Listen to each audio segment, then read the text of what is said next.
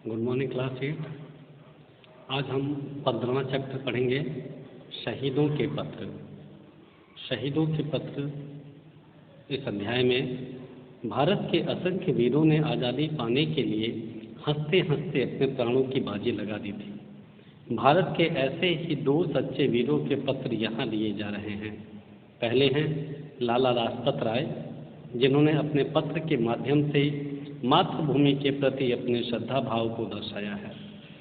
वहीं दूसरा पत्र राम प्रसाद बिस्मिल का है, जिन्हें मात्र 30 वर्ष की आयु में फांसी पर लटका दिया गया था।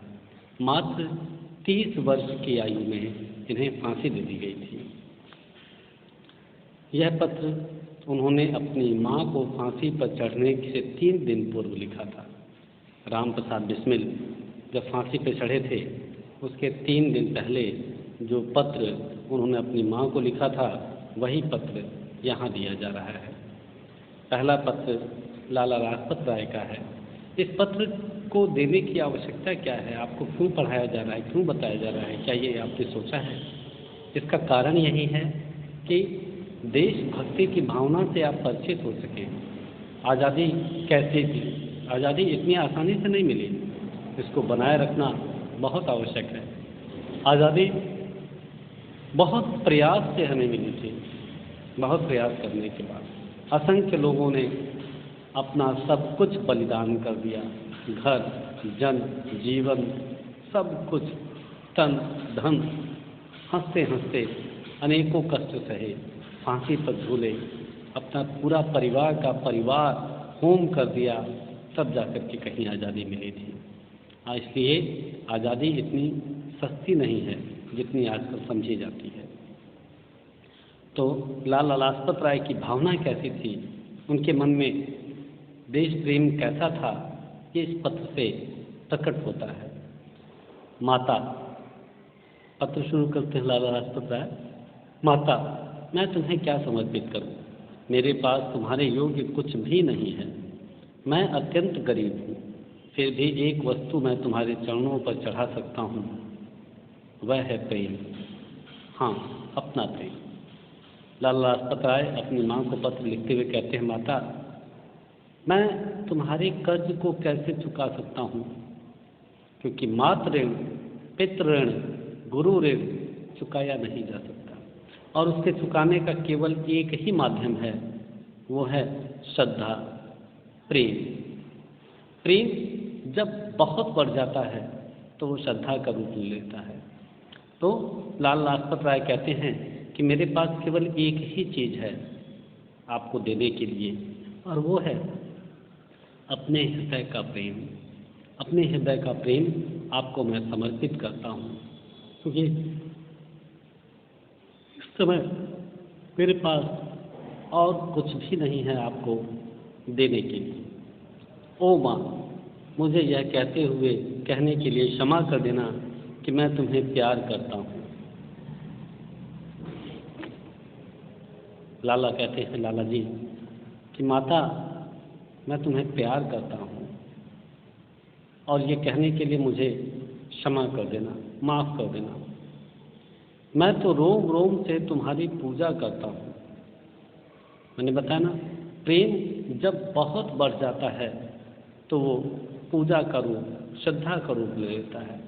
ईश्वर से आप बहुत प्रेम करते हैं, और जब ये प्रेम बहुत बढ़ जाता है तो श्रद्धा बन जाती है, आस्था बन जाती है। तो यही कहते हैं कि मैं तो रोम रोम से तुम्हारी पूजा करता हूँ, यह मेरे हृदय का सत्य है। क्या सत्य है? यही कि मैं तुम्हें बहुत प्यार करता हूँ, इतना प्यार करता हूँ कि प्यार बढ़कर के वो पूजा का रूप ले चुका है, श्रद्धा का रूप ले चुका है, और रोम रोम से मैं तुम्हारी पूजा करता हूँ, यही मेरा सत्य है।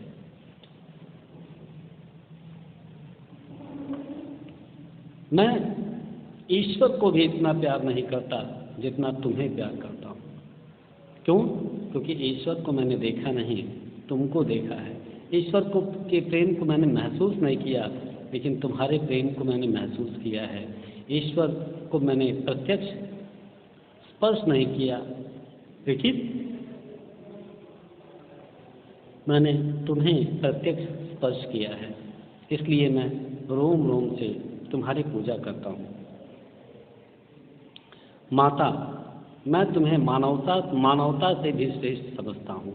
मानवता, ह्यूमैनिटी, मैं तुम्हें मानवता से भी बड़ा समझता हूँ, श्रेष्ठ समझता हूँ। तुम्हारा स्थान तो सर्वोच्च है। लोग मेरी आलोचना करते हैं पर मैं उनसे सहमत नहीं। लाला जी कहते हैं कि लोग मेरी आलोचना करते हैं लेकिन मैं उनसे सहमत नहीं हूँ। तुम्हारे ही कारण तो मैं मानवता को प्यार कर पाता हूँ। तुम्हें ही सदा ही विश्व के बारे में सोचा है।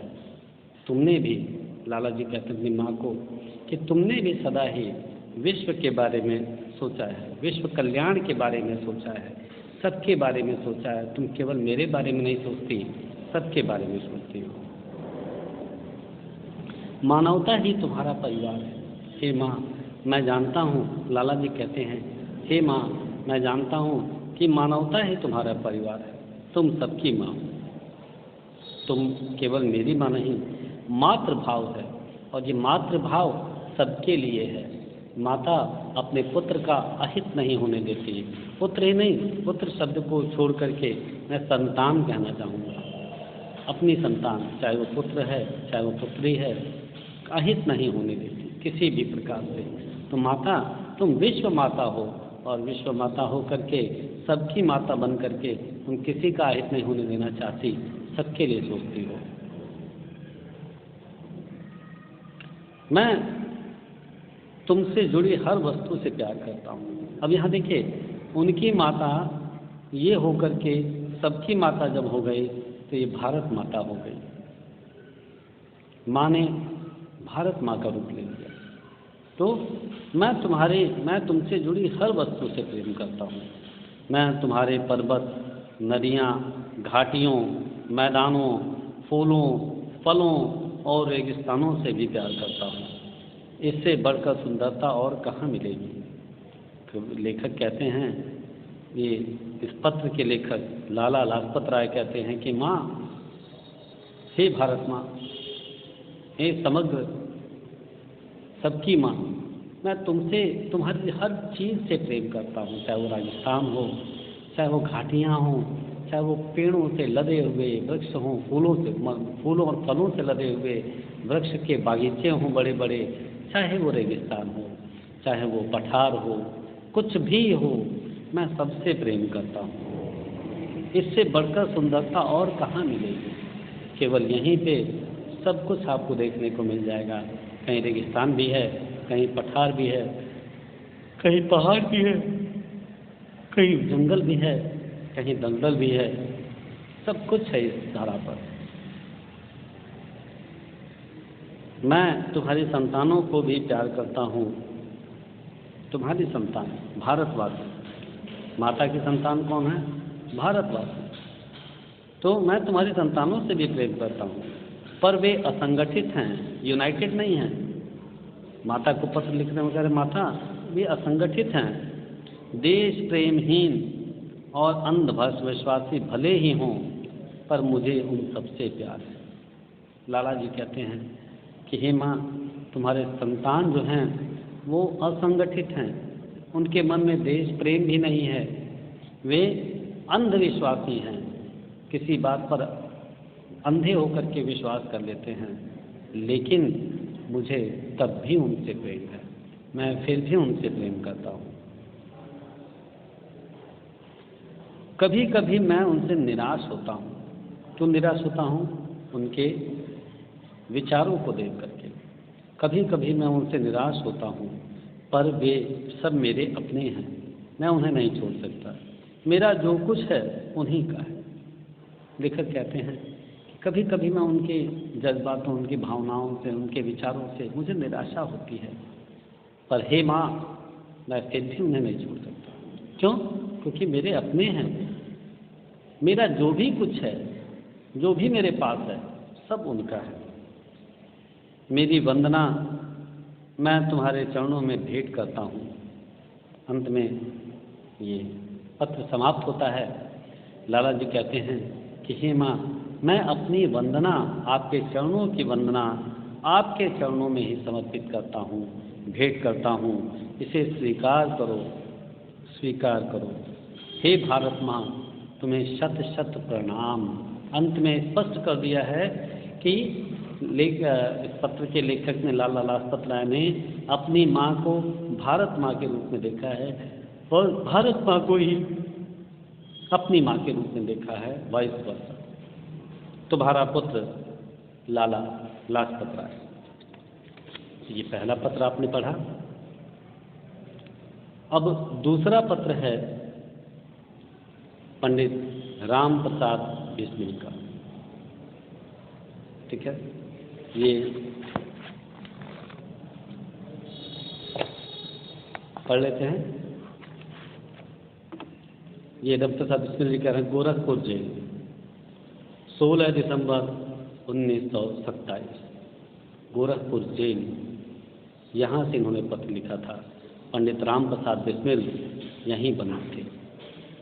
तो ये लिख रहे हैं, राम प्रसाद बिस्मिल 28 जनवरी 1897 में शाहजहानपुर उत्तर प्रदेश में जन्मे थे। ये क्रांतिकारी और कवि दोनों थे। इनकी रचनाओं में देश प्रेम की भावना सशक्त रूप से झलकती है। इन्हीं की लिखी गजल है, सरफरोशी की तमन्ना अब हमारे दिल में है, देखना है जोर कितना बाजुए कातिल में है।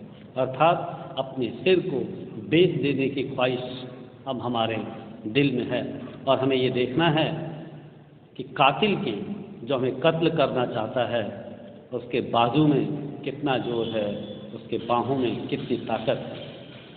ये लिखा था। काकोरी कांड ने पूरे देश का ध्यान इनकी ओर खींचा। इसी कांड के बाद अंग्रेजी सरकार ने उन्हें फांसी की सजा सुना दी। 19 दिसंबर 1927 को इन्हें फांसी पर लटका दिया गया।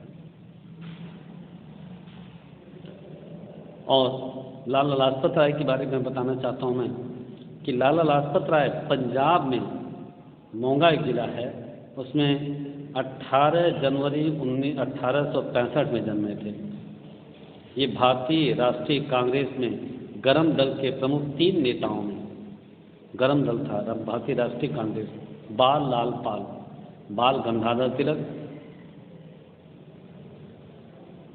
लाला लाजपत राय और उसमें से एक थे। बचपन में ही इनमें देश प्रेम की भावना कूट कूट के भरी थी।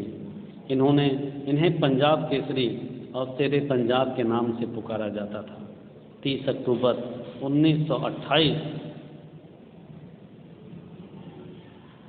में साइमन कमीशन का विरोध करने वालों की अगुवाई करते हुए लाला लाजपत राय अंग्रेजों की लाठी से बुरी तरह घायल हो गए थे और 17 नवंबर 1928 को इसका स्वर्गवास हो गया। अंग्रेजों की लाठी से ही मारे गए। तो